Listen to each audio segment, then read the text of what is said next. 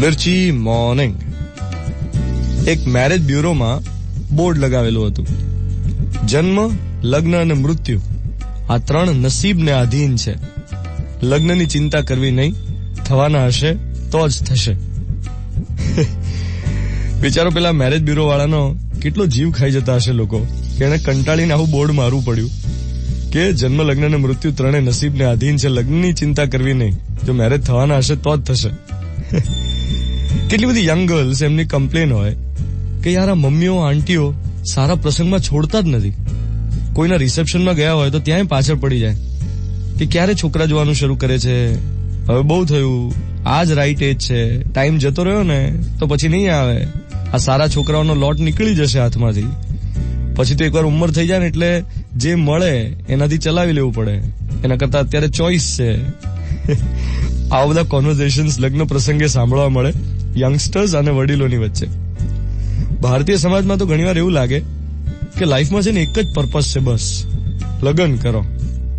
તમે ભણતા હો ત્યારે વડીલો ટોકે કે સારું ભણો નહીં તો છોકરી નહીં મળે.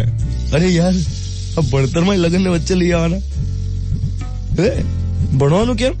તો કે સારી નોકરી મળે, અને સારી નોકરી મળે તો છોકરી મળે, નહીં તો કોઈ હાથ બી નહીં આપે એમ.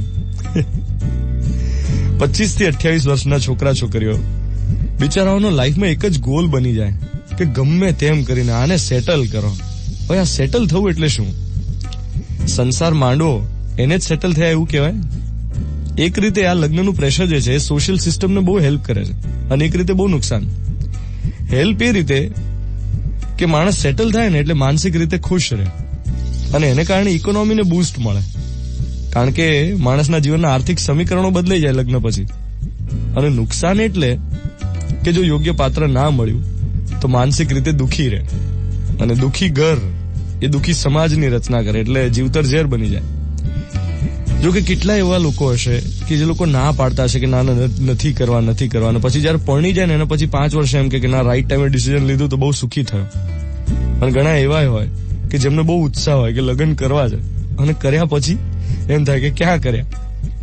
આ નવરાત્રીમાં કેટલા બધા લોકો એવા હશે જે એમ વિચારીને ગરબા કરવા ગયા હશે કે આ વર્ષે તો મેળ પાડી જ દેવો છે, પછી આ વર્ષે ના પડે એટલે કે ચલો હવે નેક્સ્ટ યર. 100 વાતની એક વાત, આજનો મોર્નિંગ મંત્ર: જન્મ, લગ્ન અને મૃત્યુ આ ત્રણે નસીબને આધીન છે, થવાના હોય ત્યારે જ લગ્ન થાય.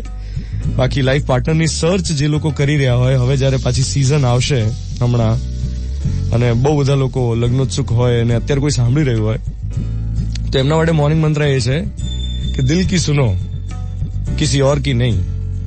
બીજા કોઈનું માનીને નહીં કરવાનું, તમારું મન કે તો કરવાનું. જેટલા